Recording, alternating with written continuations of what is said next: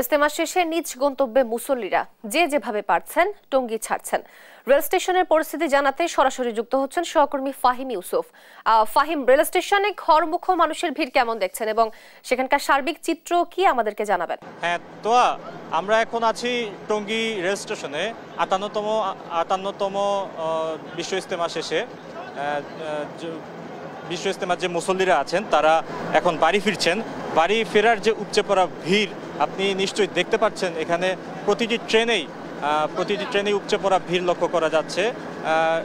Railway কর্তৃপক্ষ থেকে আমাদেরকে জানানো হয়েছে বিশ্ব ইজতেমা উপলক্ষে তারা শুধুমাত্র আখেরি মোনাজাতের পর প্রত্যেকটি ট্রেন, কমিউটার, স্পেশাল সার্ভিস এবং আপনার আন্তনগর যে ট্রেনগুলো রয়েছে সবগুলো রেল ট্রেনই কিন্তু আমাদের 2 মিনিট করে এই টঙ্গী স্টেশনে থামতে বলা হয়েছে।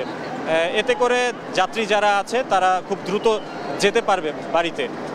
কিন্তু আমরা এখানে দেখতে পাচ্ছি আশেপাশের যে আমাদের যে দুটি প্ল্যাটফর্ম রয়েছে, প্ল্যাটফর্ম দুটিতেই কিন্তু উপচে পড়া ভিড় লক্ষ্য করছি।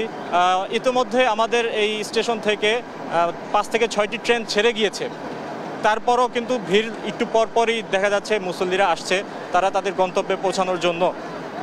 ঢাকামুখী কয়েকটি ট্রেন এবং দেশের উত্তর পশ্চিম ও উত্তর পূর্বাঞ্চলের যেসব ট্রেনগুলো রয়েছে সেগুলো আসতে কিছুক্ষণ দেরি হবে বলে জানিয়েছেন তারা।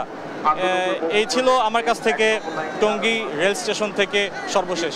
তোয়া, আপনাকে ধন্যবাদ ফাহিম।